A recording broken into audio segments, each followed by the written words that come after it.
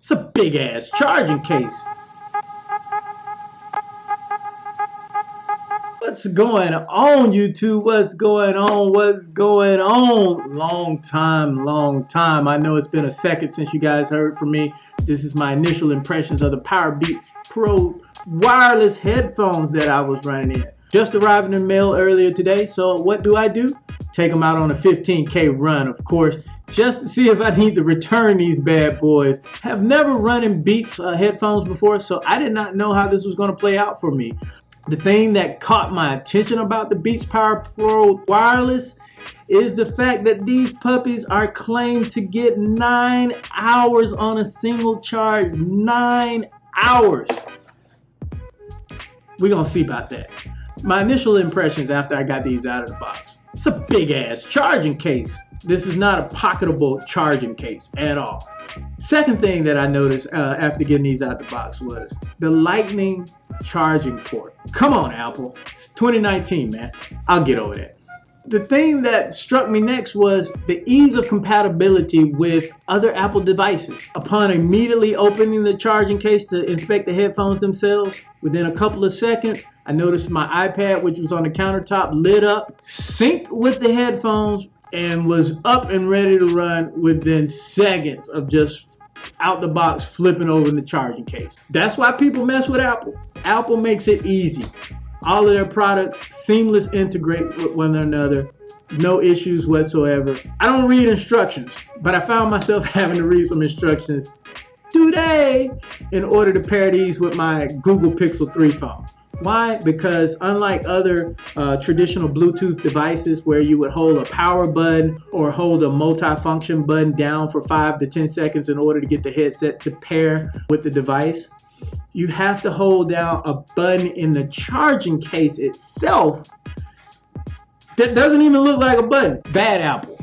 I really wish they had taken the opportunity to make the multifunction button on the back of the Powerbeats Pro wireless headset, the B button itself, in order to pair them with another device. That would have been the simplest thing to do. That would have been the universal thing to do. So basically, if I have my headphones with me but don't have the charging case because it's a big ass case that I don't want to carry around with me, I can't connect these to any other device. Think about that one for a second. Sound quality is just amazing. True to Beats' name, heavy on the bass. And when I say heavy, more prominent so than in other wireless headphones that I've listened to. Definitely has a better bass quality than most other styles you'll come across at this price point or below. Sound quality overall across the audio range, from the low end to the highs, and even clarity in the mids, was phenomenal in these. Sound composition itself was different from the headphones I had been listening to. Not bad, just different. If you're not really a fan of the low end itself, you can adjust some of the settings in your device's EQ settings to kind of take that down a little bit, but it was never overpowering or anything that pushed through my ears, even with the volume at high end with some very bass intensive dubstep music. So it was never overpowering, always clear, never distorted, no matter how loud I pushed it up. So I got to give them credit for that. A lot of that may also come from the fact that the ear tips themselves are sealed, so it seals your ear canal, which for a runner could be a bad thing. With both of these in and both of your ear canals sealed, you don't get any ambient noise in. All you hear is music. It's nothing else. So for a runner who's running out on busy streets or on trails where you're listening for other runners, bicyclists, cars, horses, or if you're wild animals that may be up in the mountains, probably don't want both ears sealed.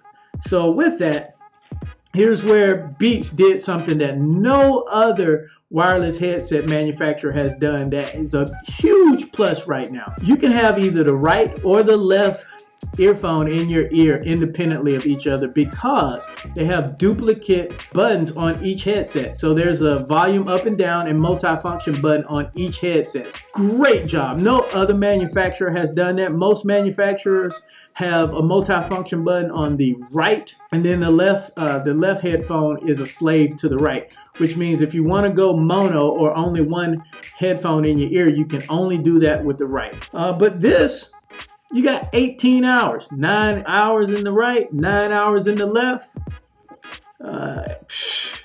Only downside that you got to carry that big ass case around.